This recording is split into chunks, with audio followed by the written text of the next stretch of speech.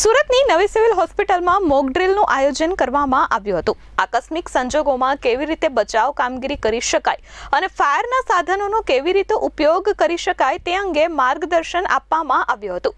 નવી સિવિલ હોસ્પિટલના doctors, nurse staff, security સ્ટાફને મોક ડ્રીલ અંતર્ગત માહિતી આપવામાં આવી હતી। દર મહિનાની 6 તારીખે સિવિલ હોસ્પિટલમાં મોક ડ્રીલનું આયોજન કરવામાં આવે છે, જેનાથી doctor, nursing staff, security staff અને લોકોને માહિતી મળી રહે અને ફાયરના સાધનો પણ ચેક થતા રહે। નવી સિવિલ હોસ્પિટલની કોવિડ બિલ્ડિંગમાં આ મોક ડ્રીલ યોજાઈ હતી, જેમાં વેસુ, ભીમરાડ અને મજુરા ફાયર સ્ટેશનની ટીમો દ્વારા મોક ડ્રીલ યોજવામાં આવી હતી। मेरा नाम आर.के. सिंह, यहाँ का सिक्योरिटी इंचार्ज और फायर ऑफिसर दोनों ही ड्यूटी में करता हूँ, न्यू सिविल हॉस्पिटल सूरत।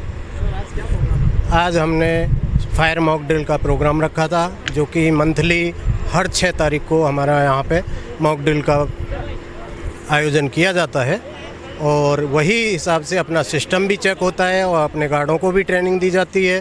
इनके ज़रिए हमने पूरी सफलतापूर्वक ये फायर मॉक ड्रिल किया है। हर चीज़ में सबको फ़ायदा ये रहता है कि कभी भी कोई ऐसी दुर्घटना ना हो, उससे बचाव के कारण हम लोग ये कार्रवाई करते हैं। Prakash Patel, Vesu fire station fire officer.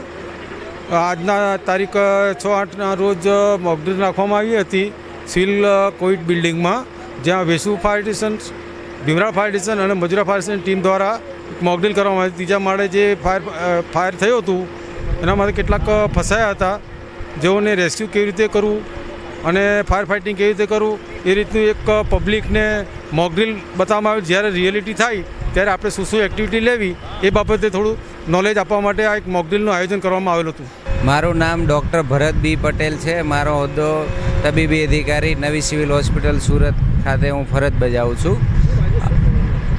આજે આ નવી સિવિલ હોસ્પિટલના સ્ટેમ સેલ બિલ્ડિંગ ખાતે મોક ડ્રીલનું આયોજન કરવામાં આવેલું હતું, જેમાં ફાયર બ્રિગેડવાળા અને અમારા સિક્યુરિટી સ્ટાફવાળાએ મોક ડ્રીલનું આયોજન કરેલું હતું અને એમનું સફળતાપૂર્વક એમનું સમાપન કરવામાં આવેલ છે।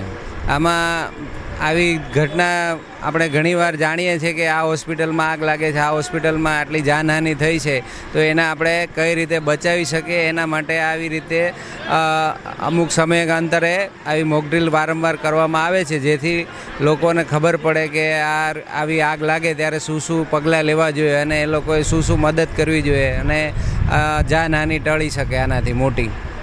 મુન્ના મલબારી, S24 ન્યૂઝ, સુરત।